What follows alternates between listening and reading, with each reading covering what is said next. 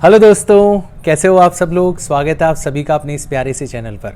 तो आज हम करेंगे मिरेकल सीरीज़ क्लास 11th के 8th डे की शुरुआत। मिरेकल सीरीज़ के अंदर हम लोग 45 वीडियोस के अंदर पूरी की पूरी 11th क्लास का सिलेबस ख़त्म करने वाले हैं। जैसा हमने 48 वीडियोस के अंदर ऑलरेडी 12th का जो सिलेबस है वो ख़त्म किया था मिरेकल सीरीज़ क्लास 12th के अंदर। तो आज का हमारा जो टॉपिक है उसमें हम पढ़ेंगे बिहेवियर ऑफ गैसेस के बारे में।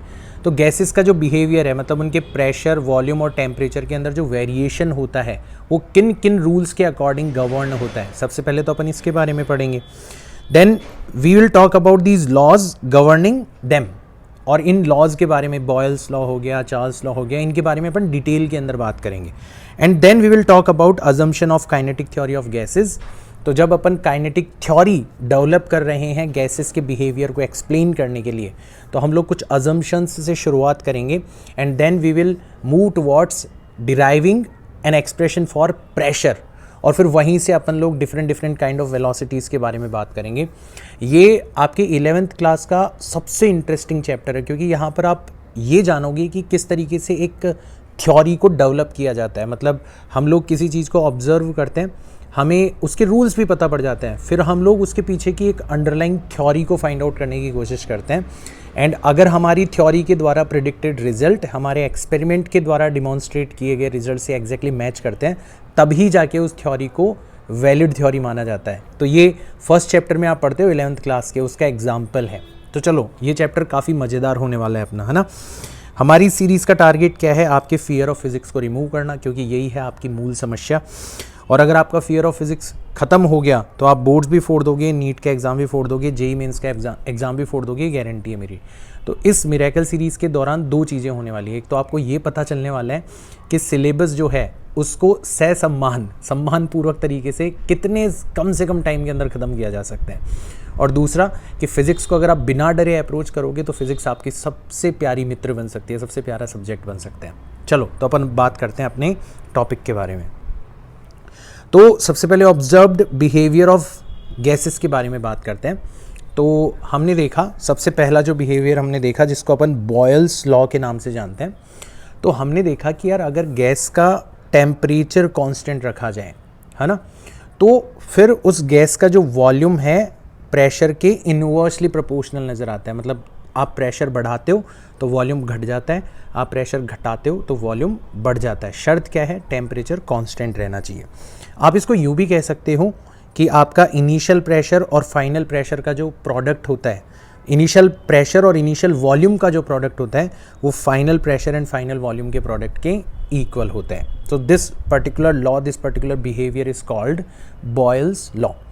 अब ये एक प्रैक्टिकल डेटा के ऊपर बेस्ड मैंने ग्राफ यहाँ पर ड्रॉ करा है, और 3 अलग अलग टेम्परेचर्स के ऊपर मैंने वेपर के लिए ग्राफ ड्रॉ किया है, ठीक है। तो ये जो मैंने यहाँ पर सॉलिड लाइन जो यूज़ करी है, ये तो हमारा एक्चुअल ग्राफ है।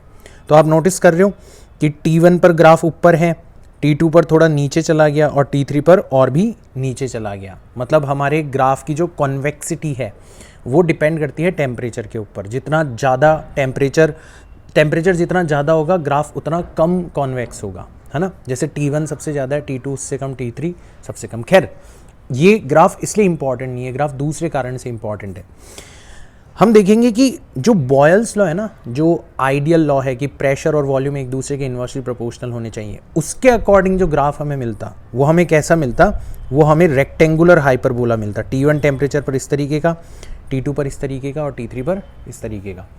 तो आप बोलोगे कि सर आपने जो लॉ हमें बताया है वो तो प्रैक्टिकल डेटा से मैच ही नहीं कर रहा। तो यहाँ पर हम लोग इसी के बारे में बात करेंगे कि हमारा प्रैक्टिकल डेटा किस हद तक हमारे लॉ से मैच करता है। ये कौन डिसाइड करता है? हमारी कंडीशंस। तो हम लोगों ने जो ये बॉयल्स लॉ यहाँ पर बनाया है, it is for ideal gas. अब कोई भी गैस, रियल गैस जो है वो आइडियल गैस की तरह बिहेव करने लगती है हायर टेम्परेचर के ऊपर। हायर टेम्परेचर के ऊपर, लोअर प्रेशर के ऊपर, लोअर डेंसिटी के ऊपर कोई भी गैस आइडियल गैस की तरह बिहेव करने लगती है। यानी कि जैसे जैसे आप टेम्परेचर बढ़ाओगे तो आपका जो थ्योरेटिकल ग्राफ है और जो आपका प्रैक्टिकल डेटा के ऊपर बेस्ड ग्राफ है वो एक दूसरे से एग्जैक्टली मैच करने लगेंगे। तो यही यहाँ पर आप देख रहे हो। तो देखो T3 जो है वो सबसे कम टेम्परेचर है, तो T3 पर देखो आपका प्रैक्टिकल ग्राफ ऐसा है और थ्योरेटिकल ग्राफ ऐसा है, देखो कितना ज़्यादा डिफरेंस है दोनों पे। फिर T2 आपने थोड़ा सा टेम्परेचर बढ़ा दिया तो आपका प्रैक्टिकल ग्राफ ऐसा है और थ्योरेटिकल ग्राफ ऐसा है, थोड़ा सा दोनों के बीच का डिफरेंस कम हो गया। आप टेम्परेचर को और बढ़ा दोगे, जैसे T1 आपने और बढ़ा दिया, तो फिर देखो आपका प्रैक्टिकल ग्राफ और थ्योरेटिकल ग्राफ एक दूसरे के काफ़ी सिमिलर हो चुके हैं। तो जैसे जैसे आप हायर टेम्परेचर पर जाते हो वैसे वैसे रियल गैसेस जो हैं वो आइडियल गैसेस की तरह बिहेव करने लगती है, जिनके लिए हम लोग ये थ्योरेटिकल लॉज यहाँ पर डिफाइन कर रहे हैं। So this is the first law. Then हम बात करते हैं चार्ल्स लॉ के बारे में। इसके अकॉर्डिंग अगर गैस को कांस्टेंट प्रेशर के ऊपर रखा जाता है तो गैस का जो वॉल्यूम है वो टेम्परेचर के डायरेक्टली प्रोपोर्शनल नज़र आता है। अब ये सब चीज़ें हम लोग ऑलरेडी हमारे पिछले चैप्टर के अंदर पढ़ चुके हैं कि किस तरीके से वॉल्यूम और टेम्परेचर के बीच का ग्राफ एक स्ट्रेट लाइन नज़र आएगा और उस स्ट्रेट लाइन की जो स्लोप है वो प्रेशर के इन्वर्सली प्रोपोर्शनल नज़र आएगी। ये सब कुछ हम लोगों ने पढ़ रखा है, तो यहाँ पर अपन इसको थोड़ा सा जल्दी जल्दी ख़त्म करते हुए चलते हैं।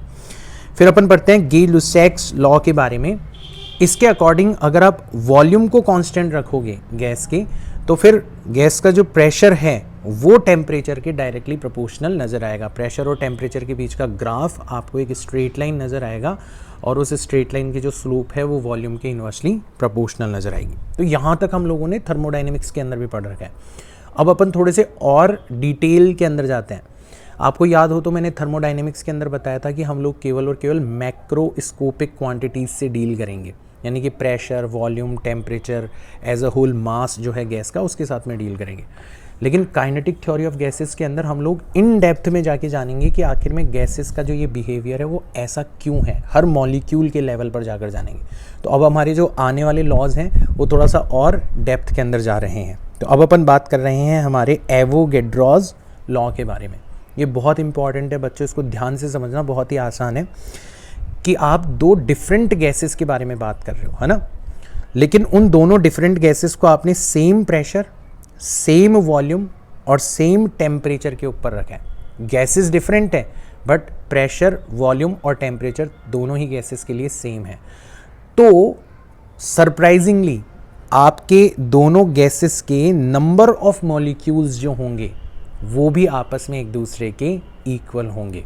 अब आप बोलोगे सर कि क्या असल में किसी ने जाके गिने हैं क्या गैसेस के मॉलिक्यूल्स? नहीं, बट हमारे पास में इनडायरेक्ट मेथड्स है जिसके द्वारा हम लोग इस लॉ की वैलिडिटी प्रूव कर सकते हैं। तो हमें तो इस लॉ को यूज़ करना है।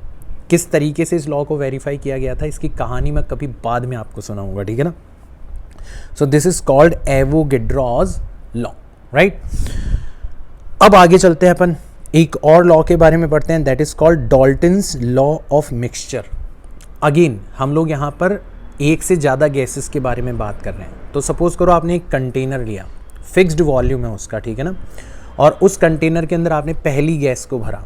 आपने नोटिस किया गैस का टेम्परेचर कितना है, गैस का प्रेशर कितना है।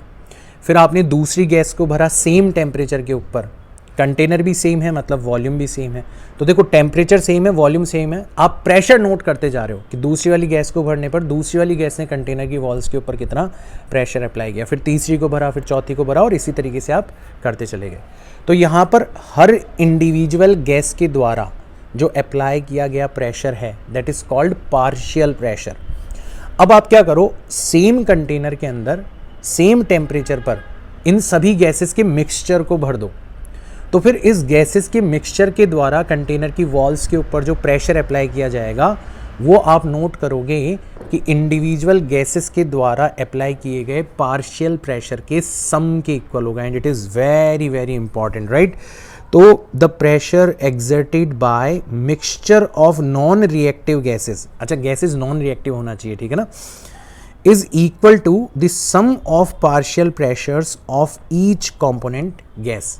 बच्चों ध्यान रखना, बच्चे इस लॉ को रट लेते हैं, उन्हें नहीं पता होता कि पार्शियल प्रेशर का मतलब क्या है। और अच्छे से मैंने समझाया है कि कंटेनर के अंदर जब आप अकेली गैस को रखते हो तो उस गैस के द्वारा कंटेनर की वॉल्स के ऊपर लगाया गया प्रेशर उस गैस का पार्शियल प्रेशर कहलाता है ना। और जब मिक्सचर को भरते हो तो मिक्सचर के द्वारा अप्लाई किया गया प्रेशर टोटल प्रेशर कहलाता है। यहाँ पर टोटल प्रेशर जो होगा वो इंडिविजुअल गैसेस के पार्शियल प्रेशर्स के सम के इक्वल होगा। अब दो तरीके के न्यूमेरिकल्स बनते हैं, एक में तो बहुत ही स्ट्रेट फॉरवर्ड तरीके से आपको हर गैस का पार्शियल प्रेशर दे दिया जाएगा और आपसे पूछा जाएगा कि बताओ मिक्सचर का टोटल प्रेशर कितना है। ये तो आपने डायरेक्ट ही अप्लाई कर दिया। इसको रिवर्स ऑर्डर के अंदर भी पूछा जा सकता है। आपको गैस मिक्सचर का टोटल प्रेशर दिया जा सकता है और आपको गैसेस का कॉम्पोजिशन दिया जा सकता है। कॉम्पोजिशन देने का मतलब क्या है कि हर गैस के कितने कितने मोल्स को लेकर आपने मिक्सचर बनाया और फिर आपसे पूछा जा सकता है कि बताओ हर गैस का पार्शियल प्रेशर कितना होगा। ठीक है, टोटल प्रेशर देके मोल्स देके गैसेस के हमसे पार्शियल प्रेशर पूछा जा सकता है। तो हम लोग क्या करेंगे, यहाँ पर ये वाला फॉर्मूला यूज़ करेंगे कि किसी भी गैस का जो पार्शियल प्रेशर होगा वो उस गैस के अमाउंट के डायरेक्टली प्रोपोर्शनल होगा। अमाउंट को अपन किससे रिप्रेजेंट करते हैं, मोल्स से। तो हो जाएगा number of moles of that gas, जैसे अपन फर्स्ट गैस के बारे में बात कर रहे हैं तो मैंने यहाँ पर N1 ले लिया, divided by total number of moles in mixture multiplied by total pressure. तो बेसिकली अपनों प्रेशर को अमाउंट के हिसाब से डिस्ट्रीब्यूट कर दिया। जिस गैस के नंबर ऑफ मोल्स ज़्यादा हैं उसकी प्रेशर के अंदर हिस्सेदारी भी ज़्यादा है। अब यहाँ पर आप नोटिस कर रहे हो कि हम लोग प्रेशर के बारे में बात कर रहे हैं बार बार, और कहीं ना कहीं आपको एक थोड़ा सा लिंक नज़र आ गया होगा कि यार प्रेशर का रिलेशन कहीं ना कहीं नंबर ऑफ मॉलिक्यूल्स से है ना। जितने ज़्यादा नंबर ऑफ मॉलिक्यूल्स है उस गैस का पार्शियल प्रेशर उतना ही ज़्यादा है। तो आपको थोड़ा बहुत डाउट होने लगा होगा कि कहीं यार दोनों में रिलेशन तो नहीं है।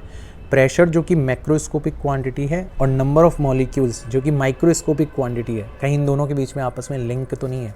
और उसी लिंक का नाम है हमारी काइनेटिक थ्योरी ऑफ गैसेस। तो उसी को अपन डेवलप करने की कोशिश करेंगे अब। ठीक है, अभी हमने जितने भी लॉज पढ़े हैं वो सारे के सारे लॉज आइडियल गैसेस की बिहेवियर को शो करते हैं, और उन सबको अगर आप एक साथ लिखना चाहते हो तो you can use ideal gas equation. तो आइडियल गैस इक्वेशन को लिखने के अलग अलग तरीके हैं। गैस इक्वेशन सबको पता है बट लिखने के अलग अलग तरीके हैं। पहला तरीका है PV is equal to NRT, सबको पता है ना। यहाँ पर R गैस कांस्टेंट है, इसकी वैल्यू लगभग 8.314 की लगभग होती है। ठीक है ना। नाउ यहाँ पर जो नंबर ऑफ मोल्स है ना, केमिस्ट्री में भी आप लोग पढ़ते हो कि नंबर ऑफ मोल्स को दो अलग अलग तरीके से लिखा जा सकता है। अगर मास की फॉर्म में लिखोगे तो आप लिखोगे mass divided by molecular weight, और अगर आप नंबर ऑफ मॉलिक्यूल्स की फॉर्म में लिखोगे तो आप कैसे लिखोगे, ratio of number of molecules to the Avogadro's number. Avogadro's number का सबको पता होगा 6.022 इंटू 10⁻23, काफ़ी बड़ा नंबर है, that is called Avogadro's number. तो कोई भी गैस के बारे में आप बात करो, उसका जो 1 मोल होता है उसके अंदर एवोगैड्रोज नंबर इतने मॉलिक्यूल्स या इतने एटम्स पाए जाते हैं। तो दोनों ही तरीके से नंबर ऑफ मोल्स को एक्सप्रेस किया जा सकता है। तो यहीं से हमारी इक्वेशन के अलग अलग लिखने के तरीके ईजाद हो जाते हैं। जैसे अगर आप सपोज करो जो ये PV is equal to NRT आपको दिखाई दे रहा है, इसमें अगर आप वॉल्यूम से डिवाइड कर दोगे N divided by V times R into T, और नंबर ऑफ मोल्स को आप लिख दोगे M डिवाइडेड बाय MW, तो divided by MW times RT। तो नोटिस कर रहे हो mass divided by volume can be written as density. तो एक और फॉर्म हमारे पास में आ गई आइडियल गैस इक्वेशन की, that is pressure is equal to density multiplied by R multiplied by T divided by molecular weight. ठीक है, यानी कि प्रेशर और डेंसिटी का जो रेशियो है वो किसके इक्वल हो जाएगा, R T divided by molecular wait. ध्यान रखो बच्चों, यहीं से न्यूमेरिकल्स बनेंगे। प्रेशर और डेंसिटी का जो रेशियो है वो सिर्फ और सिर्फ टेम्परेचर के ऊपर डिपेंड कर रहा है, एंड अलग अलग गैसेस के बारे में बात करते हो तो मॉलिक्यूलर वेट के ऊपर डिपेंड करता है। ठीक है, एक और तरीका है लिखने का, that is called PV is equal to capital NKT। अगर आप नंबर ऑफ मोल्स की फॉर्म में लिखते हो तो यूनिवर्सल गैस कांस्टेंट यूज़ करते हो, और अगर आप नंबर ऑफ मॉलिक्यूल्स की फॉर्म में लिखते हो इक्वेशन को तो आप बोल्ट्जमैन कांस्टेंट यूज़ करते हो, जिसको स्मॉल k से रिप्रेजेंट किया जाता है। ठीक है ना। इसकी वैल्यू आपको क्वेश्चन पेपर के अंदर गिवन होती है, 1.38 समथिंग इसकी वैल्यू होती है। ठीक है ना। So PV is equal to NKT, है ना। यहाँ पर भी हम लोग क्या करेंगे, ऊपर और नीचे हर मॉलिक्यूल के मास से मल्टीप्लाई कर देंगे। तो ये जो स्मॉल m है ना, it is mass of each and every individual molecule. तो अब ये तो हो जाएगा टोटल मास ऑफ गैस, तो आपने लिखा total mass of gas times K times T divided by mass of each molecule. और अगेन जब आप वॉल्यूम से डिवाइड करोगे तो ये हो जाएगा P is equal to M upon V times KT divided by small m। This is again density, तो प्रेशर हो जाएगा आपका density multiplied by KT divided by M। ठीक है। तो अगेन प्रेशर और डेंसिटी का रेशियो लिखा जा सकता है small k T divided by small m. ध्यान रखना बच्चों, प्रेशर और डेंसिटी के को लिखने के लिए अगर आप यूनिवर्सल गैस कांस्टेंट का यूज़ करते हो तो मॉलिक्यूलर वेट आता है डिनोमिनेटर के अंदर, और अगर आप बोल्ट्जमैन कांस्टेंट का यूज़ करते हो तो हर मॉलिक्यूल का वेट आता है, हर मॉलिक्यूल का मास आता है। वेट बोल लो, मास बोल लो, ठीक है ना। तो ये चीज़ आपको ध्यान में रखना है। तो ये अलग अलग लिखने के तरीके हैं, सारे तरीके आपको ध्यान में रखने हैं। वैसे तो आप खुद बना सकते हो, बट मैंने एक एक चीज़ को स्पेसिफाई कर दिया ताकि आप इनको डायरेक्ट ध्यान रख सको। Then we will talk about assumptions of kinetic theory of gases. तो अब हम लोग क्या कर रहे हैं कि हमने गैसेस का बिहेवियर तो देख लिया, हमें पता पड़ गया कि गैसेस इस तरीके का बिहेवियर शो करती है। अब हम क्यों का जवाब ढूंढ रहे हैं कि ऐसा क्यों करती है गैसेस, है ना। तो हम लोग सबसे पहले तो गैसेस का एक मॉडल बनाते हैं, मतलब हम लोग बात करते हैं कि हम किस तरीके की गैस के बारे में बात कर रहे हैं। तो मॉडल जब भी अपन बनाते हैं तो अपन कुछ अजम्पशंस के बारे में बात करते हैं। तो यहाँ पर कौन कौन से अजम्पशंस हैं हमारे। सबसे पहला अजम्पशन है कि जिस गैस के लिए हम लोग kinetic theory of gases develop कर रहे हैं that is made of identical spherical rigid and perfectly elastic point masses. Gases के मॉलिक्यूल्स के बारे में हमने बता दिया कि हम लोग ये मान के चल रहे हैं कि हमारे जो मॉलिक्यूल्स हैं वो सब सेम हैं, स्फेरिकल हैं, रिजिड हैं। रिजिड का मतलब समझते हो कि उनके जो ऊपर जब आप फोर्स लगाते हो तो उनकी शेप चेंज नहीं होती, वो मूव करने लगते हैं, है ना। एंड परफेक्टली इलास्टिक है। परफेक्टली इलास्टिक का होने का मतलब है कि जब भी वो किसी चीज़ से कोलाइड करेंगे तो वो कॉलिजन हमेशा इलास्टिक कॉलिजन होगी। दूसरा अजम्पशन क्या है हमारा, size of molecules is negligible in comparison with intermolecular distance. तो दो मॉलिक्यूल्स के बीच की जो डिस्टेंस है उसके कंपैरिजन में हर मॉलिक्यूल की जो साइज़ है वो नेग्लिजिबल है। या फिर आप यूँ भी कह लो कि अगर आप मॉलिक्यूल के नज़रिए से देख रहे हो तो जो दूसरा मॉलिक्यूल है वो उसको इनफाइनाइट डिस्टेंस पर नज़र आ रहा है, यानी कि दोनों मॉलिक्यूल्स के बीच में किसी प्रकार का कोई इंटरमॉलिक्यूलर फोर्स वर्क नहीं कर रहा। इसीलिए आइडियल गैसेस के लिए जो इंटरनल एनर्जी होती है उसके अंदर पोटेंशियल एनर्जी को काउंट नहीं किया जाता, उसके अंदर केवल और केवल काइनेटिक एनर्जी को काउंट किया जाता है। So as intermolecular forces are negligible, hence potential energy of gas is also negligible and internal energy is only kinetic energy. That's why kinetic energy, temperature, ये सब कुछ रिलेशन हमने पहले भी बात कर चुके हैं। अभी अपन कारण ढूंढेंगे कि हाँ यार ऐसा क्यों होता है। तो मैं आपको पिछले चैप्टर्स के अंदर बोलता था कि अपन बाद में जानेंगे, तो अब वो समय आ गया कि क्यों इंटरनल एनर्जी को अपन टेम्परेचर की डायरेक्टली प्रोपोर्शनल लेते थे, क्यों हम बोलते थे कि टेम्परेचर के बढ़ने का मतलब है इंटरनल एनर्जी का बढ़ना। ठीक है, सब जानोगे आप लोग। अगला जो अजम्पशन है हमारा वो है कि हमारी जो कॉलिजन्स हैं these are considered to be perfectly elastic. Next, density is small and constant at all points. तो हम ये मानते हैं कि हमारा जो गैस का कॉम्पोजिशन है वो यूनिफॉर्म है, मतलब उसकी जो डेंसिटी है वो सभी जगह सेम है और स्मॉल है। अब स्मॉल क्यों? क्योंकि हमने मॉलिक्यूल्स को बहुत दूर दूर माना है, तो ऑब्वियसली हमारी डेंसिटी जो होगी वो बहुत ही कम होगी। तो स्मॉल डेंसिटी मतलब कम डेंसिटी, और कम डेंसिटी कब होगी? जब आपका प्रेशर कम होगा। तो स्मॉल प्रेशर, स्मॉल डेंसिटी या फिर हायर टेम्परेचर पर मॉलिक्यूल्स के बीच की डिस्टेंस बढ़ती चली जाएगी। तो इन तीनों कंडीशंस के अंदर आप किसी भी गैस को मान सकते हो कि वो आइडियल गैस की तरह बिहेव करती है, और काइनेटिक थ्योरी ऑफ गैसेस के द्वारा उनका बिहेवियर आसानी से एक्सप्लेन किया जा सकता है।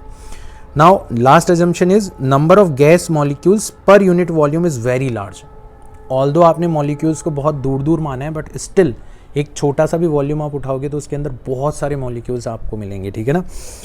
And they keep moving in all possible direction with all possible velocities, और उनकी जो मोशन है वो जिगलिंग मोशन है, मतलब ठीक है वो रैंडमली हर पॉसिबल डायरेक्शन के अंदर आपको मूव करते हुए नजर आएंगे।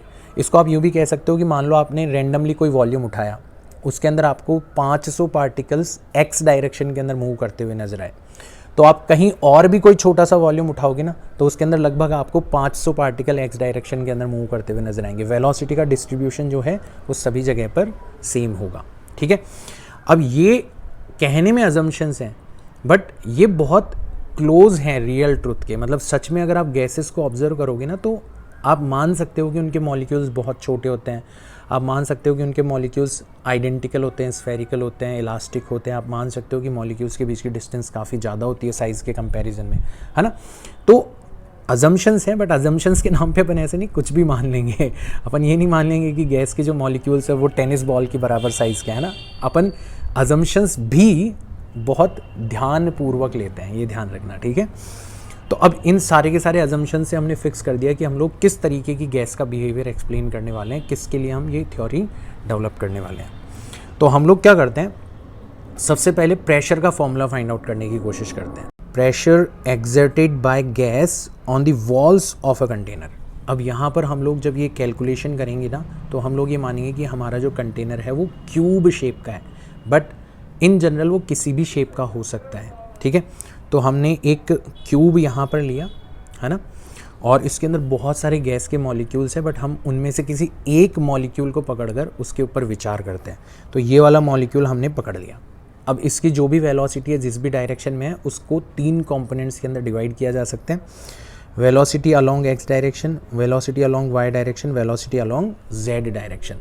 तो हम लोग किसी एक पर्टिकुलर डायरेक्शन के अंदर मोशन के बारे में बात करते हैं।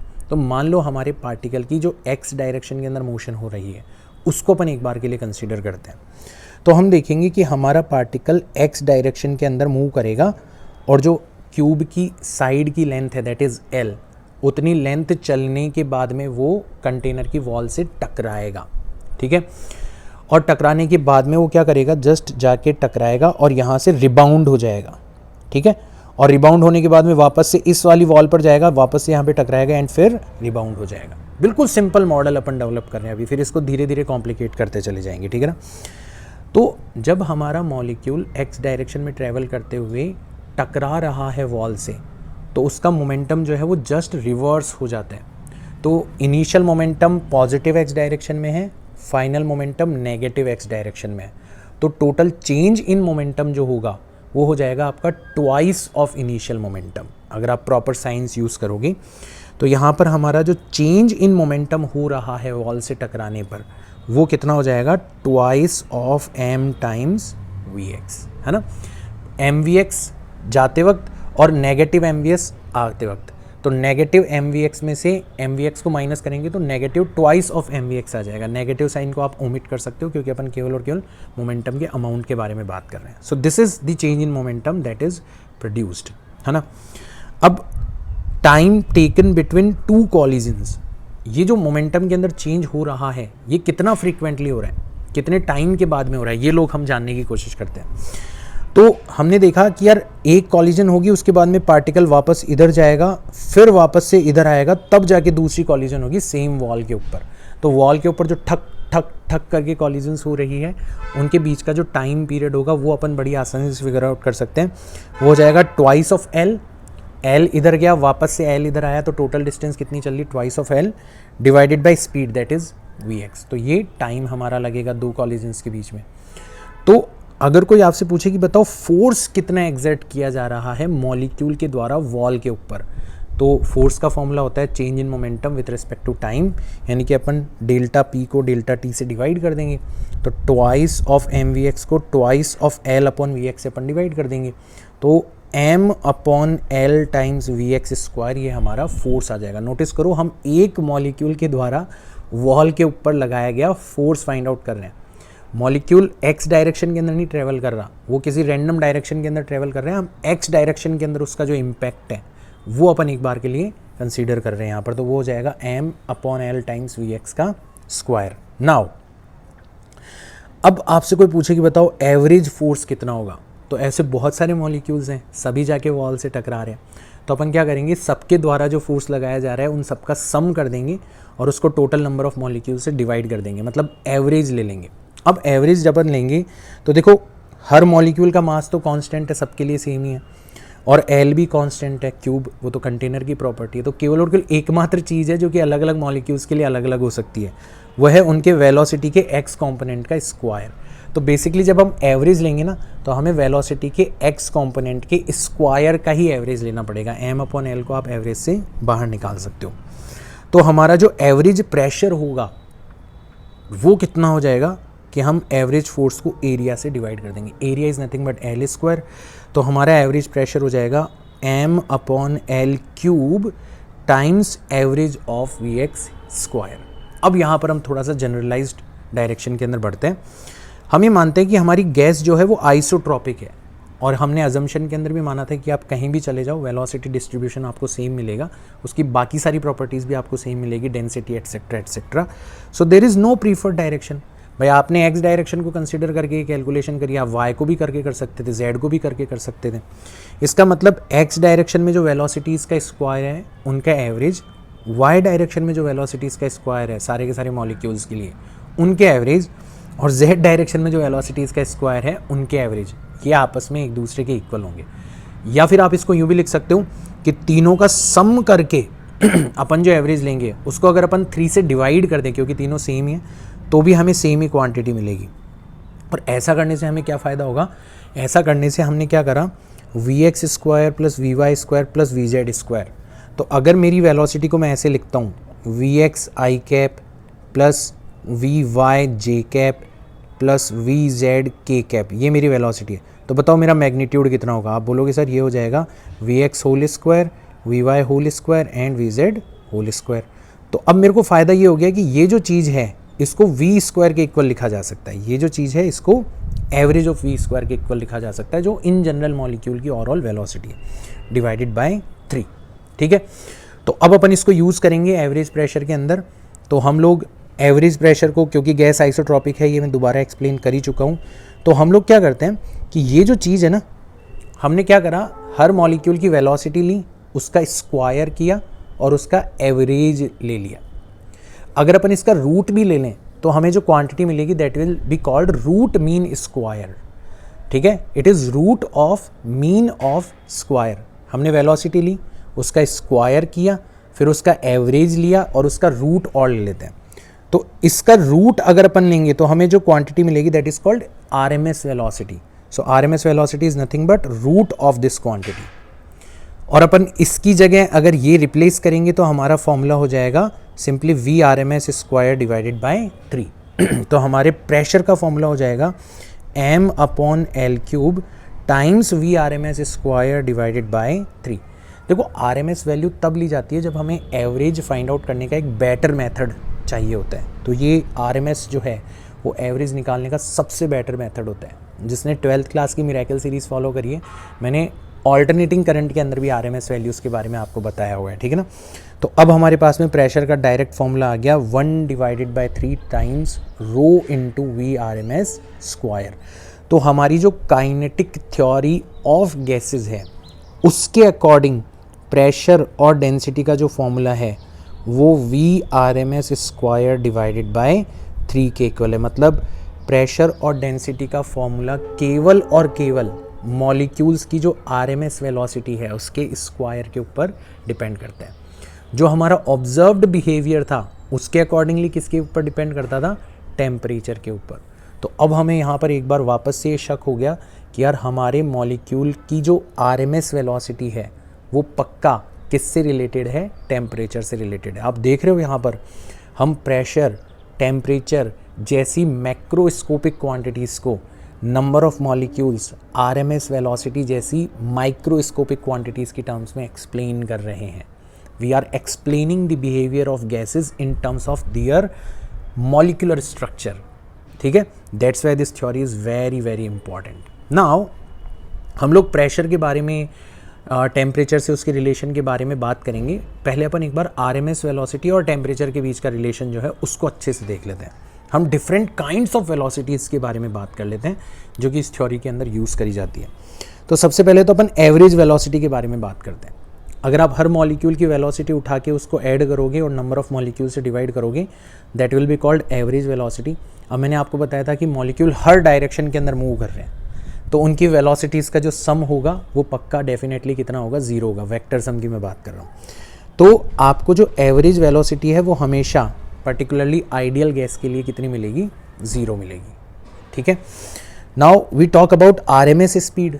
तो आरएमएस स्पीड के बारे में ऑलरेडी मैं बता ही चुका हूँ कि यहाँ पर अपन वेलोसिटीज़ को ऐड नहीं कर रहे हैं, वेलोसिटीज़ का एवरेज नहीं निकाल रहे, उनके मैग्नीट्यूड के स्क्वायर का एवरेज निकाल रहे हैं। तो अब ये फिर 0 नहीं होगा। ठीक है ना, तो हम लोग ऑलरेडी देख चुके हैं कि ये किसके इक्वल हो जाएगा। इसको आप लिख सकते हो either root of 3 times P upon rho. अभी हमने देखा था ना कि P upon rho is nothing but V R M S square divided by 3, तो यहीं से आया है V R M S square या V R M S is nothing but root of 3 times P upon rho. और ये जो P upon रो है ये हमारा जो आइडियल गैस इक्वेशन है उसके अकॉर्डिंग किसके इक्वल होता है, R T divided by M W, या फिर कह सकते हो K T divided by small M. तो अब आपको यहाँ पर एक बहुत ही प्यारा रिलेशन मिल गया कि मॉलिक्यूल्स की जो आर एम एस वेलोसिटी होती है वो रूट ऑफ टेम्परेचर के डायरेक्टली प्रोपोर्शनल होती है, वो मॉलिक्यूलर वेट के रूट के इन्वर्सली प्रोपोर्शनल होती है if we talk about different gases, या वो रूट ऑफ टेम्परेचर के डायरेक्टली प्रोपोर्शनल होती है और हर मॉलिक्यूल का जो मास होता है उसके रूट के इन्वर्सली प्रोपोर्शनल होती है। नॉर्मली मॉलिक्यूलर वेट वाला जो फैक्ट है वो ज़्यादा आपके काम आएगा क्योंकि हर मॉलिक्यूल का मास दिया जाना पॉसिबल नहीं होता। Then we talk about mean speed. अब आप बोलोगे sir average velocity and mean speed में क्या डिफरेंस है। एवरेज वेलोसिटी में हम वेलोसिटीज़ के एवरेज ले रहे थे, वेक्टर सम कर रहे थे, यहाँ पर हम लोग वेलोसिटीज़ के मैग्नीट्यूड का सम कर रहे हैं, तो अगेन ये भी ज़ीरो नहीं होगा। अब इसकी वैल्यू हमने प्योर स्टैटिस्टिक्स को यूज़ करके फाइंड आउट करिए, हम लोग इसको डायरेक्ट ध्यान रख लेंगे, ठीक है। बट ये ध्यान रख लेना कि इसमें और इसमें डिफरेंस क्या है। यहाँ पर आपने डायरेक्ट वेलोसिटी वेक्टर्स का एडिशन किया है, यहाँ पे आपने वेलोसिटीज़ के मैग्नीट्यूड्स का एडिशन किया है, ठीक है। तो अगर वेलोसिटी पॉजिटिव डायरेक्शन में है तो मैग्नीट्यूड भी पॉजिटिव होगा, नेगेटिव डायरेक्शन में तो भी उसका मैग्नीट्यूड पॉजिटिव होगा, तो सम आपका कभी भी ज़ीरो नहीं आएगा। तो इसकी वैल्यू होती है root of 8 upon pi times P upon rho, ठीक है। पाई की वैल्यू होती है 3.14, तो 8 को अगर आप 3.14 से डिवाइड करोगे तो ऑलमोस्ट आपको 2 पॉइंट समथिंग मिलेगा, है ना, 2 पॉइंट समथिंग मिलेगा। इसका मतलब पक्का हमारी जो मीन स्पीड है वो आरएमएस स्पीड के कंपैरिजन में कम होगी, है ना।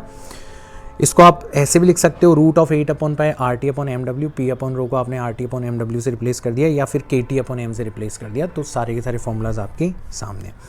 And then we talk about most probable speed. अब अलग अलग मॉलिक्यूल्स जो है वो अलग अलग स्पीड्स के साथ मूव कर रहे हैं। ज़रूरी नहीं है कि सारे के सारे मॉलिक्यूल्स ही आरएमएस स्पीड के साथ मूव कर रहे हैं, ज़रूरी नहीं है कि सारे के सारे मॉलिक्यूल्स मीन स्पीड के साथ मूव कर रहे हैं। भाई अगर आपके क्लास में बच्चों के जो मार्क्स आते हैं उसका आप एवरेज निकालते हो तो ज़रूरी थोड़ी ना है कि जो एवरेज आपने निकाला है उतने ही मार्क्स सबके आए हों। कुछ बहुत होशियार भी होते हैं, कुछ बहुत डफूल भी होते हैं, ठीक है ना। एवरेज क्या कर देता है, उनको बैलेंस कर देता है। तो अब यहाँ पर अपन बात कर रहे हैं कि वो वेलोसिटी जिससे सबसे ज़्यादा पार्टिकल्स मूव कर रहे हैं, या फिर आप यूँ भी कह लो कि अगर अपन आँख बंद करके गैस के किसी मॉलिक्यूल को उठाएंगे तो हमें वो जिस वेलोसिटी से मूव करता हुआ नजर आएगा वो कहलाएगी उसकी मोस्ट प्रोबेबल स्पीड। तो most probable speed is also calculated using pure statistical results, right. तो अगेन इसका भी फॉर्मूला हमें डायरेक्ट ध्यान में रखना है, it is twice of P upon रो। तो आप नोटिस कर रहे हो कि ये मीन स्पीड से भी कम है ना। फिर twice of R T upon M W या twice of K T upon M लिख सकते हो। तो ऑर्डर ध्यान रखना, आर एम एस स्पीड सबसे ज़्यादा होती है, मीन स्पीड उससे कम होती है, और मोस्ट प्रोबेबल स्पीड की जो वैल्यू है फॉर अ गिवन गैस सबसे कम होती है। और ये जो मैं स्टैटिस्टिक्स यूज़ कर रहा हूँ ना बार बार, ये बेसिकली मैक्सवेल ने सबसे पहले हमें शो किए थे सारे के सारे रिजल्ट। उन्होंने क्या करा था, एक वेलोसिटी का डिस्ट्रीब्यूशन कर्व हमें दिया था और उस कर्व के आधार पर उन्होंने ये सारी की सारी वैल्यूज़ निकाली थी। तो वो कर्व जो है वो कैसा नज़र आता है कि आपको बहुत कम वेलोसिटीज़ के साथ ट्रैवल करने वाले पार्टिकल भी कम मिलेंगे और बहुत ज़्यादा वेलोसिटीज़ के साथ में ट्रैवल करने वाले पार्टिकल भी कम मिलेंगे, ठीक है। तो आपको कर्व कैसा नज़र आएगा, एक यूनिफॉर्म सा डिस्ट्रीब्यूशन नज़र आएगा। ये डिस्ट्रीब्यूशन बहुत पॉपुलर है नेचर के अंदर, बहुत सारी चीज़ें इसी तरीके से डिस्ट्रीब्यूटेड होती है ना। नाउ हमने देखा कि हमारी जो मोस्ट प्रोबेबल स्पीड है, मोस्ट प्रोबेबल स्पीड का मतलब है वो वेलोसिटी जिससे सबसे ज़्यादा नंबर ऑफ मॉलिक्यूल्स ट्रैवल कर रहे हैं। जो पीक है हमारी इस कर्व का वो बेसिकली रूट ऑफ टेम्परेचर के डायरेक्टली प्रोपोर्शनल है। तो आप दो अलग अलग टेम्परेचर के ऊपर इस कर्व को ड्रॉ करोगे ना, तो आप देखोगे कि इस टेम्परेचर पर मोस्ट प्रोबेबल वेलोसिटी कम है और इस टेम्परेचर पर मोस्ट प्रोबेबल वेलोसिटी ज़्यादा है। यानी कि पक्का ये वाला टेम्परेचर ज़्यादा होना चाहिए, ये वाला टेम्परेचर कम होना चाहिए। T2 is greater than T1 होना चाहिए, क्योंकि जैसे जैसे आप टेम्परेचर बढ़ाते चले जाते हो वैसे वैसे मोस्ट प्रोबेबल वेलोसिटी बढ़ती चली जाती है। एक बिल्कुल सिमिलर कर्व आपने देखा था वीन्स डिस्प्लेसमेंट लॉ के अंदर। वहाँ पर वेलोसिटी की जगह लैम्डा था और उसमें लैम्डा टेम्परेचर के इन्वर्सली प्रोपोर्शनल था। वहाँ पर जो ग्राफ का डिस्प्लेसमेंट होता है वो फॉरवर्ड डायरेक्शन में नहीं, बैकवर्ड डायरेक्शन में होता है टेम्परेचर को बढ़ाने पर, है ना। रिलेट करा करो ऐसे, मज़ा आता है, मतलब चीज़ें अच्छे से समझ में आती है अगर आप डिफरेंट चीज़ों को रिलेट करते हो तो, ठीक है। सो यहाँ तक की जो बातें हमने करी है, हमने गैसेस के जो लॉज हैं उनके बारे में बात करी है, हमने काइनेटिक थ्योरी के अजम्पशंस के बारे में बात करी है, प्रेशर और डिफरेंट स्पीड्स जो है उनके बारे में बात करी। इनके ऊपर ढेर सारे न्यूमेरिकल्स अपन सॉल्व करते हैं ताकि अपन कंफर्टेबल फील करें। और फिर हम जो आगे वाली चीज़ें पढ़ेंगे, degree of freedom, law of equipartition of energy, वो आपको बहुत अच्छे तरीके से समझ में आएगा, फिर आपको कोई दिक्कत नहीं आएगी। तो ये जो न्यूमेरिकल्स मैं आपके सामने शो कर रहा हूँ, अभी आपको सॉल्व करके बता रहा हूँ, इन न्यूमेरिकल्स को आपको खुद से भी ट्राई करना है और भी ज़्यादा न्यूमेरिकल्स आपको खुद से ट्राई करने हैं ताकि आप इस टॉपिक के साथ में कंफर्टेबल फील करने लगो, ठीक है। चलो सबसे पहला न्यूमेरिकल लेते हैं अपन, पहला क्वेश्चन लेते हैं। A real gas behaves like an ideal gas if it's, तो मैं ऑलरेडी आपको बता चुका हूँ कि अगर इसका प्रेशर बहुत कम हो, टेम्परेचर बहुत ज़्यादा हो, डेंसिटी बहुत कम हो, तो हमारा कौन सा वाला ऑप्शन करेक्ट हो जाएगा? फोर्थ ऑप्शन करेक्ट हो जाएगा, pressure is low and temperature is high. इस कंडीशन में आपकी गैस आइडियल गैस की तरह बिहेव करने लगती है।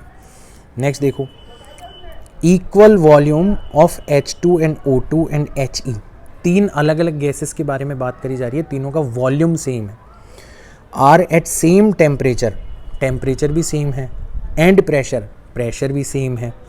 Which of these will have large number of molecules, तो मैंने आपको बताया था कि डिफरेंट गैसेस के लिए अगर प्रेशर, टेम्परेचर एंड वॉल्यूम की वैल्यू सेम हो तो उनके नंबर ऑफ मॉलिक्यूल्स भी सेम होते हैं।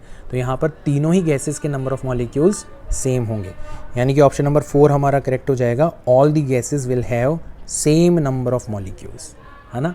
अब चीज़ें रिलेट कर पा रहे हो अच्छे से आप, ठीक है।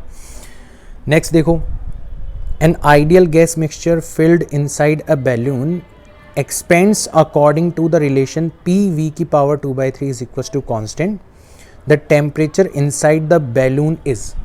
अब देखो हमें जो रिलेशन दे रखा है वो प्रेशर और वॉल्यूम के बीच में दे रखा है।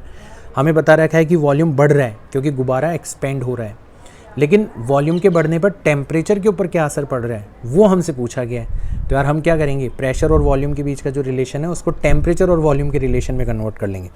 तो हमें पता है कि PV किसके इक्वल होता है, nRT के इक्वल होता है।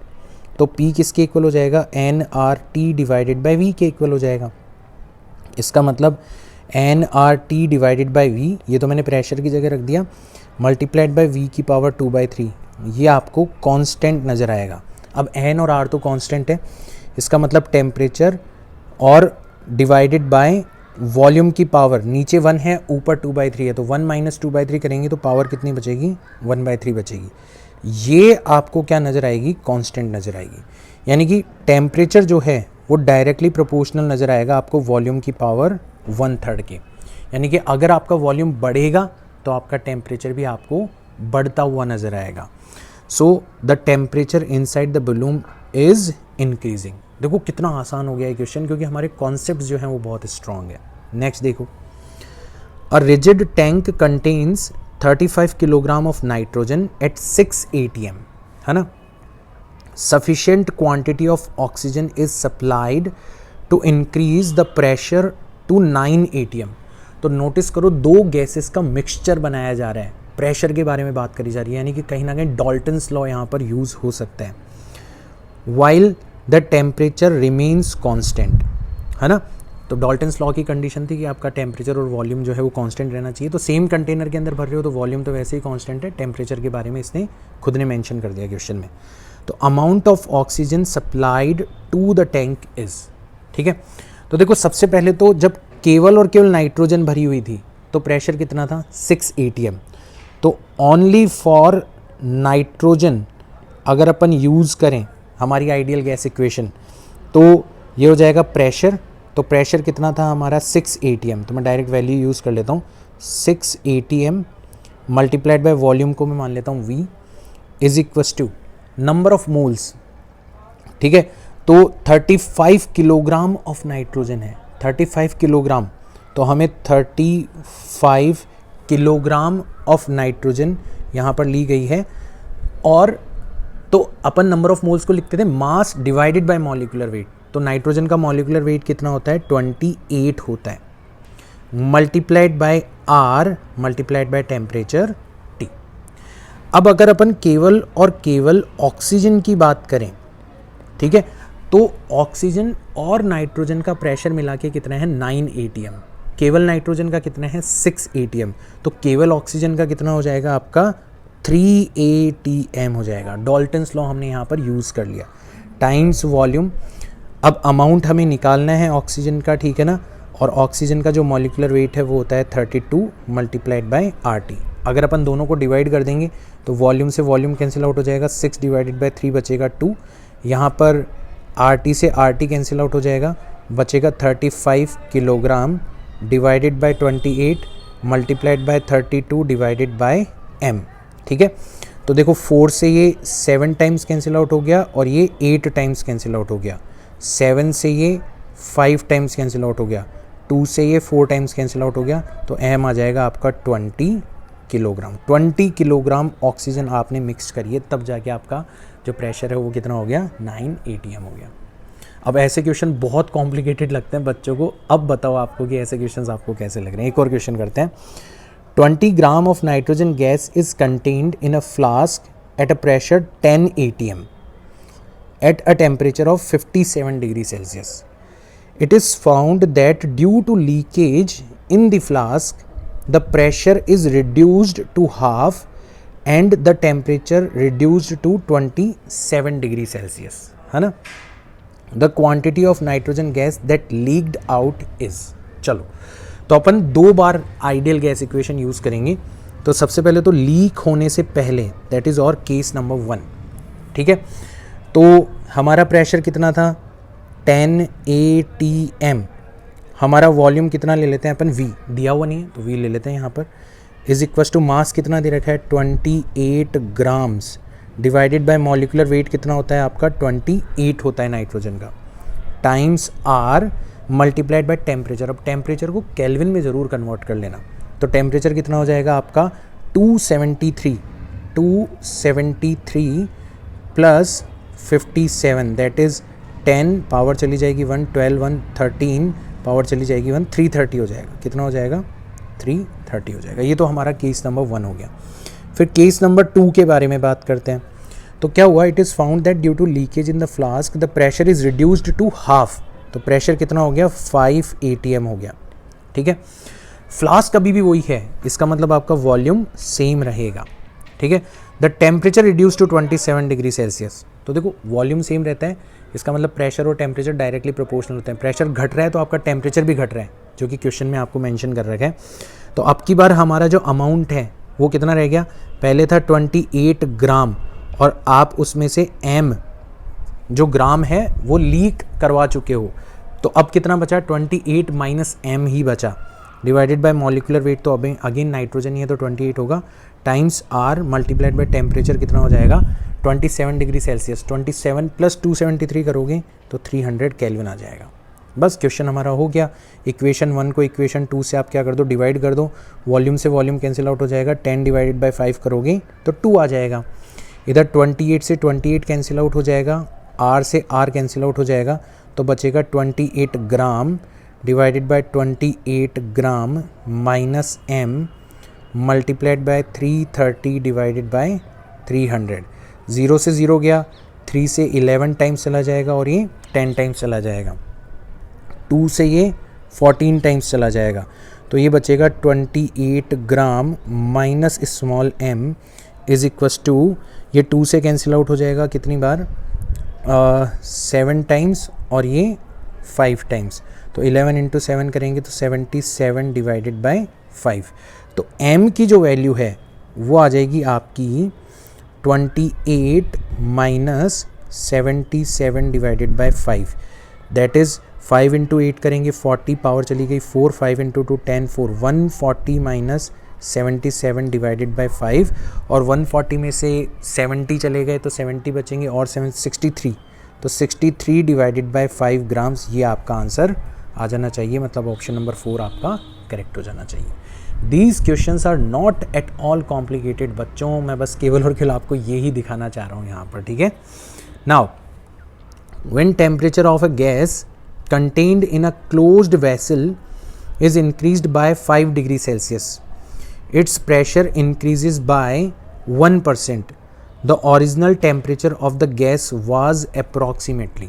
ठीक है, तो temperature of gas contained in a closed vessel, vessel closed है, इसका मतलब वॉल्यूम आपका कांस्टेंट है, इसका मतलब आपका प्रेशर और टेम्परेचर एक दूसरे के डायरेक्टली प्रोपोर्शनल हो जाएंगे। डायरेक्टली प्रोपोर्शनल होने का मतलब क्या है कि आपका final pressure divided by initial pressure जो होगा वो किसके इक्वल हो जाएगा, फाइनल टेम्परेचर। तो vessel is increase by 5 degree Celsius, temperature के अंदर चेंज कितना हुआ है, 5 डिग्री सेल्सियस, तो फाइनल टेम्परेचर हो जाएगा इनिशियल टेम्परेचर, ठीक है, +5। अब देखो चेंज जो है ना उसको डिग्री सेल्सियस में लिखो या केल्विन में लिखो, सेम रहता है, ये मैं बार बार आपको बता चुका हूँ। तो डिवाइडेड बाय जो भी हमारा इनिशियल टेम्परेचर है। अब हमें दे रखा है कि प्रेशर इंक्रीजेज बाय 1%। 1% का मतलब क्या हो गया कि अगर हमारा इनिशियल प्रेशर 100 है तो पक्का फाइनल प्रेशर कितना होगा, 101 होगा, 1% इंक्रीज हो गया। तो इसको अपन यूज़ कर लेते हैं, that is Ti + 5 divided by Ti। तो चलो कैलकुलेट करते हैं, 101 Ti is equal to 100 Ti + 500, और इसको जब सॉल्व करोगे तो Ti की वैल्यू कितनी आ जाएगी आपकी, 500 केल्विन आ जाएगी। That is option number 1। ठीक है, नेक्स्ट देखो, during an experiment an ideal gas obeys an equation P² V is equal to constant, the initial temperature and volume of gas are T and V. When it expands to volume 2V, then its temperature will be. तो again ऐसा question हमने अभी करा था कि हमें relation pressure और volume के बीच का दे रखा है, बट क्वेश्चन वॉल्यूम और टेम्परेचर की टर्म्स में पूछ रखा है। तो हम क्या करेंगे, PV is equal to nRT, इसको यूज़ करके प्रेशर की जगह रख देंगे nRT डिवाइडेड बाई V। तो ये हो जाएगा nRT डिवाइडेड बाई V का square times volume is equal to constant.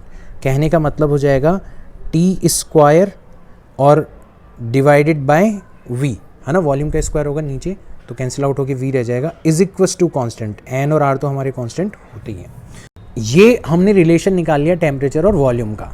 तो आप यूँ भी कह सकते हो कि टेम्परेचर का जो स्क्वायर है it is directly proportional to the volume. कहने का मतलब फाइनल टेम्परेचर का स्क्वायर इनिशियल टेम्परेचर का square is nothing but final volume divided by initial volume. अब फाइनल वॉल्यूम हमें दे रखा है 2V, इनिशियल वॉल्यूम दे रखा है V, तो ये हो जाएगा 2V divided by V। V से V कैंसिल आउट हो जाएगा, तो TF² is nothing but twice of Ti², यानी कि फाइनल जो टेम्परेचर होगा हो जाएगा √2 times initial temperature. Initial temperature दे रखा है हमें T, तो ये हमारा आंसर आ जाना चाहिए, option number 2 is correct. Next question देखो, a vessel has 6 gram of oxygen at pressure P and temperature this 400 Kelvin. A small hole is made in it so that oxygen leaks out. How much oxygen leaks out if the final pressure is P/2 and temperature is 300 Kelvin? तो अभी की अभी हमने एक ऐसा question करा था, वापस से करते हैं ताकि आप कंफर्टेबल फील करने लगो। तो वेसल है 6 gram of oxygen at pressure P, तो प्रेशर हमें दे रखा है P, वॉल्यूम अपन मान लेते हैं V, अमाउंट दे रखी है 6 ग्राम, मॉलिकुलर वेट होता है 32 times R multiplied by temperature हमें कितना दे रखा है 400 केल्विन दे रखा है। और केस 2 के अंदर क्या हो गया, oxygen leaks out, final pressure बन गया P divided by 2। Same vessel है यानी कि वॉल्यूम तो रहेगा V, अमाउंट हो जाएगी 6 माइनस m ग्राम हमारी लीक हो चुकी है, डिवाइडेड बाय मॉलिकुलर वेट रहा 32, R तो सेम रहेगा ही रहेगा, और टेम्परेचर हो गया हमारा 300 केल्विन। डिवाइड कर दो, PV से PV कैंसिल आउट हो जाएगा, 1 डिवाइडेड बाय 1/2 करोगे तो इधर बचेगा 2, इधर बच जाएगा 32 से 32 कैंसिल आउट हो गया, 6 divided by 6 minus m multiplied by 400 divided by 300, इससे कैंसिल आउट हो गया, 2 से 4 2 टाइम्स कैंसिल आउट हो गया, 3 से 6 2 टाइम्स कैंसिल आउट हो गया, तो 6 minus m is nothing but 4, तो m की वैल्यू हो जाएगी 6 माइनस 4 दैट इज़ 2 ग्राम्स। ये हमारा आंसर आ जाना चाहिए, option number 2 is correct. Next देखो, a container of 5 litre has a gas at pressure of 0.8 m column of Hg. This is joined to an evacuated container of 3 liter capacity. The resulting pressure will be, अब यहाँ पे already mention कर दिया है कि constant temperature के ऊपर ये एक्सपेंशन हो रहा है, या फिर फ्री एक्सपेंशन भी आप ले सकते थे। और मैंने आपको पिछले वीडियो के अंदर भी बताया था और यहाँ पर भी आपको बताया कि कांस्टेंट टेम्परेचर की बात कहो या फिर आइसोथर्मल, कांस्टेंट टेम्परेचर, आइसोथर्मल या फ्री एक्सपेंशन की बात करूँ, आपका इनिशियल प्रेशर, तो इनिशियल प्रेशर कितना है 0.8 m of Hg multiplied by initial volume कितना है 5 लीटर्स। इन दोनों का प्रोडक्ट फाइनल प्रेशर, तो फाइनल प्रेशर हमें यहाँ पर फाइंड आउट करना है, एंड फाइनल वॉल्यूम, तो फाइनल वॉल्यूम कितना हो जाएगा 5 + 3, टोटल कंटेनर की साइज़ कितनी हो जाएगी 5 + 3 दैट इज़ 8 लीटर्स हो जाएगी। बस क्वेश्चन हमारा हो गया। तो PF हो जाएगा आपका, यूनिट चेंज करने की ज़रूरत नहीं है, लीटर से लीटर कैंसिल आउट हो गया। 5 डिवाइडेड बाय 8 करोगे या 0.8 डिवाइडेड बाय 8 करोगे तो 0.1, 0.1 को 5 से मल्टीप्लाई करोगे तो 0.5 मीटर ऑफ Hg, ये हमारा फाइनल प्रेशर हो जाना चाहिए। ऑप्शन नंबर 2 हमारा करेक्ट हो जाना चाहिए। नेक्स्ट देखो, the thermodynamic variable of a jar filled with a gas are P, V and T, another jar B filled with another gas 2P, V/4 and 2T, where the symbols have their usual meaning.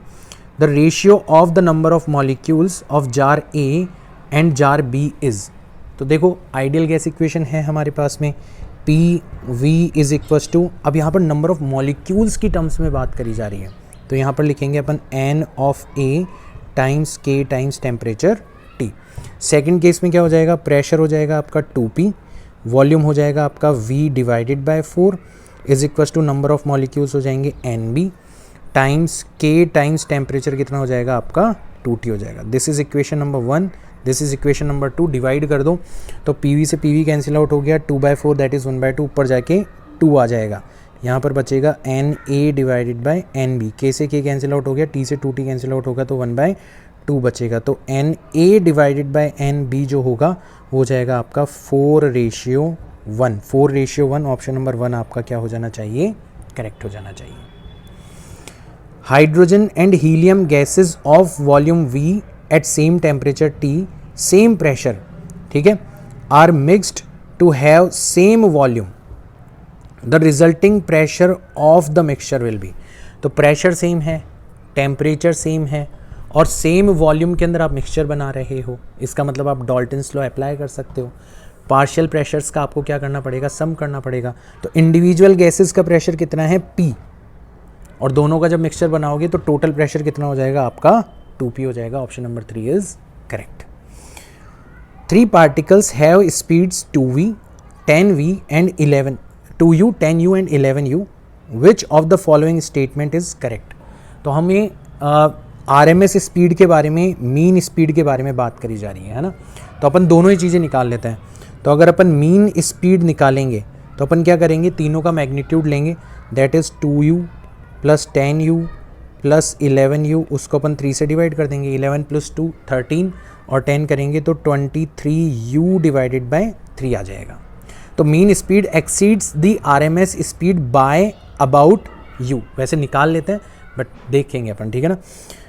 और RMS speed की अगर अपन बात करें तो RMS speed में अपन क्या करते थे, सबसे पहले स्क्वायर करते थे, तो स्क्वायर करेंगे तो ये हो जाएगा 4U square, 100U square and 121U square. फिर अपन एवरेज लेते थे तो डिवाइडेड बाय 3 एंड फिर अपन क्या करते थे, रूट करते थे। तो चलो इसको सॉल्व करो, तो ये आ जाएगा आपका root of 225U square divided by 3, यानी कि 15 टाइम्स U डिवाइडेड बाय √3, यानी कि 5 टाइम्स √3 टाइम्स U, 5 टाइम्स √3, 15 को 5 × 3 लिख सकते हो तो 5 टाइम्स √3 हो जाएगा। तो इसकी वैल्यू आएगी लगभग 7.67U और इसकी वैल्यू आ जाएगी 5 टाइम्स √3, मतलब 5 को 1.732 से मल्टीप्लाई करो, 73 से कर लो तो ये आ जाएगा 5 पावर 1, 5 × 7 35, 36 पावर 3, 5 × 1 करेंगे 5 और 3 हो जाएगा 8.65U। तो अब हम देख रहे हैं कि हमारी RMS स्पीड जो है वो मीन स्पीड से ज़्यादा है और दोनों का डिफरेंस जो है वो लगभग कितना है, U है, इसका मतलब हमारा ऑप्शन नंबर 1 जो है वो करेक्ट हो जाना चाहिए। ऑप्शन नंबर 2 इसलिए गलत हो गया क्योंकि उसमें मीन स्पीड को ज़्यादा बता रखा है। ऑप्शन नंबर 3 इसलिए गलत हो गया क्योंकि उसमें RMS स्पीड और मीन स्पीड को इक्वल बता रखा है। एंड ऑप्शन नंबर 4 इसलिए गलत हो गया क्योंकि जो अमाउंट है वो ज़्यादा दे रखी है, 2U दे रखी है। अब ये बच्चों क्वेश्चन बहुत इंपॉर्टेंट है। हम नॉर्मली क्या करते हैं, RMS स्पीड का फॉर्मूला रट लेते हैं, मीन स्पीड का फॉर्मूला रट लेते हैं। यहाँ पर कॉन्सेप्ट पे हमला किया है कि एग्जैक्टली RMS स्पीड का मतलब क्या होता है, मीन स्पीड का मतलब क्या होता है, वो पता होना चाहिए। ठीक है, नेक्स्ट क्वेश्चन देखो। At constant pressure hydrogen is having temperature this till what temperature it is to be cooled so that RMS velocity of its molecules become half of the earlier value. हमें पता है RMS velocity जो है उसका square temperature के directly proportional होता है, या फिर RMS velocity root of temperature के डायरेक्टली प्रोपोर्शनल होती है। ठीक है ना, इसका मतलब क्या होगा, becomes half of the earlier value. इसका मतलब ये हो जाएगा कि final temperature divided by initial temperature जो होगा वो हो जाएगी फाइनल RMS वेलोसिटी। तो हमें क्या रखा है, the RMS velocity of it's molecule becomes half of the earlier value. तो अर्लियर वैल्यू अगर v है तो फाइनल हो जाएगी v/2, और इनिशियल हमने कितनी मान ली v, इसका हमें करना है स्क्वायर। तो v से v कैंसिल आउट हो गया, 1/2 का स्क्वायर करोगे तो कितना आ जाएगा, 1/4 आ जाएगा। यानी कि हमारा फाइनल टेम्परेचर हो जाएगा initial temperature divided by 4। Initial temperature कितना दे रखा है, 327 डिग्री सेल्सियस। इसको किस में कन्वर्ट करना है, केल्विन में। 273 ऐड करना, 73 ऐड करोगे 400, 600 हो जाएगा। तो 600 डिवाइडेड बाय 4 और इसको कैंसिल आउट करोगे तो ये आ जाएगा 150, तो 150 केल्विन। अब आंसर हमारा वापस से डिग्री सेल्सियस में है, तो हम क्या कर देंगे, -273 कर देंगे। तो -273 करेंगे तो ये आ जाएगा 3, 7 में से 5 चले जाएंगे तो 2, 2 में से 1 चला जाएगा, माइनस का 123 डिग्री सेल्सियस। ऑप्शन नंबर 1 हमारा करेक्ट हो जाएगा। The RMS velocity of gas molecules of a given amount of gas at 27 degree Celsius is and pressure is this. If temperature and pressure are respectively this and this, the RMS velocity will become. ठीक है, अब notice करो यहाँ पर temperature के अंदर भी variation हो रहा है और प्रेशर के अंदर भी वेरिएशन हो रहा है, दोनों चीज़ों के अंदर वेरिएशन हो रहा है।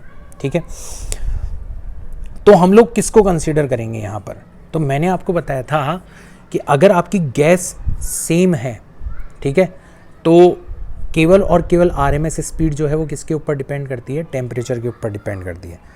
RMS स्पीड का जो स्क्वायर है वो टेम्परेचर के डायरेक्टली प्रोपोर्शनल होता है। यानी कि हमारी फाइनल RMS स्पीड जो होगी और जो हमारी इनिशियल RMS स्पीड है, इनिशियल RMS स्पीड कितनी दे रखी है हमें, 200 मीटर पर सेकेंड दे रखी है, वो किसके इक्वल हो जाना चाहिए, root of final temperature. So if temperature and pressure are 127 degree Celsius, 127 को आप 273 ऐड करके केल्विन में कन्वर्ट करो तो ये हो जाएगा आपका 400 केल्विन, और इनिशियली था आपका 300 केल्विन, इसका रूट 0 से 0 चला गया तो ये आ जाएगा आपका final RMS velocity is nothing but 200, 4 का रूट लेंगे 2 बाहर आ जाएगा, मतलब 400 डिवाइडेड बाय √3 मीटर पर सेकेंड। ऑप्शन नंबर 1 आपका क्या हो जाना चाहिए, करेक्ट हो जाना चाहिए। 2 containers of same volume are filled with atomic hydrogen and helium respectively at 1 and 2 atm pressure. If the temperature of both the specimen are same, then the average speed for hydrogen atoms will be. तो temperature दोनों gases का क्या है, same है। अगर temperature same है, gases अलग अलग है, तो RMS वेलोसिटी जो है वो डायरेक्ट इन्वर्सली प्रोपोर्शनल होती है रूट ऑफ मॉलिक्यूलर वेट की, है ना। तो अगर हम बात करें कि हमारी RMS स्पीड फॉर हाइड्रोजन, उसको C लिखा है यहाँ पर तो अपन भी C लिख देते हैं, तो RMS speed for hydrogen and RMS speed for helium, तो ये किसके इक्वल हो जाना चाहिए, root of molecular weight of helium. ठीक है, तो हीलियम जो है उसका मॉलिक्यूलर वेट जो है वो कितना होता है आपका 4 होता है। ठीक है, और हाइड्रोजन का कितना होता है 1, यहाँ पे एटॉमिक हाइड्रोजन ली गई है तो उसका कितना हो जाएगा 1 हो जाएगा। तो रूट ऑफ 4 करेंगे तो 2 आ जाएगा, तो हम देखेंगे CH is nothing but twice of CHE।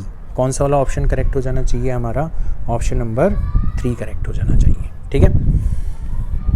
The RMS speed of gas molecules is 300 metre पर second, calculate the RMS speed of the molecular weight is doubled while the temperature is half. तो दोनों चीज़ें very कर रहे हैं अब, तो VRMS is directly proportional to the root of temperature, inversely proportional to the root of molecular weight, ठीक है। इसका मतलब final RMS speed divided by initial RMS speed जो है उसका रेशियो हो जाएगा फाइनल टेम्परेचर, तो फाइनल टेम्परेचर क्या कर दिया गया है? हाफ कर दिया गया है, T divided by 2, initial temperature को अपन T मान लेते हैं, times root of initial molecular weight. तो इनिशियल मॉलिक्यूलर वेट कितना था? इज डबल्ड, तो इनिशियल मॉलिक्यूलर वेट अगर अपन m मानते हैं तो फाइनल कितना हो गया आपका? ट्वाइस ऑफ m हो गया, तो T से T चला गया, m से m चला गया, 1/√2 मल्टीप्लाई होकर 1/2 हो जाएंगे, तो V फाइनल जो होगा, V इनिशियल कितना दे रखा है हमें? 300 divided by 2 that is 150 metre पर सेकेंड। ये हमारा आंसर आ जाना चाहिए, option number 2 is correct. Next देखो फटाफट से, the root mean square speed of oxygen molecules O2 at certain temperature T is V if temperature is doubled and oxygen gas dissociate into atomic oxygen। तो atomic oxygen में जाते हैं, उसका molecular weight कितना हो जाएगा? हाफ हो जाएगा। द RMS स्पीड इज, तो final RMS speed divided by initial RMS speed is equals to final temperature, तो टेम्परेचर को डबल कर दिया गया है, इनिशियल टेम्परेचर अपन T ले लेते हैं, इनिशियल मॉलिक्यूलर वेट 32 है और फाइनली कितना हो गया? एटॉमिक हो गई तो 16 हो गया, तो T से T चला गया, 16 से 2 चला गया, √2 2 हो जाएंगे, तो ये 2 बचेगा, तो फाइनल RMS स्पीड हो जाएगी आपकी twice of initial RMS speed, twice of V। Twice of V मतलब ऑप्शन नंबर 4 हमारा क्या हो जाना चाहिए? करेक्ट हो जाना चाहिए। नेक्स्ट देखो, the pressure exerted bye a gas is P0 if the mass of molecules becomes half and their velocities become double then pressure will become। तो मास और वेलोसिटी के बीच में थोड़ा सा रिलेशन देख लेते हैं कि अपन कहाँ से आ रहा है रिलेशन, ठीक है ना।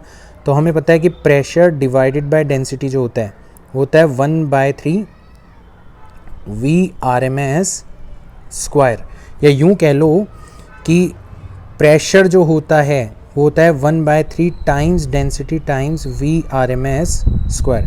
डेंसिटी को अपन लिख सकते हैं मास ऑफ गैस, और मास ऑफ गैस को अपन लिख सकते हैं number of molecules times mass of each molecule divided by volume times speed का स्क्वायर।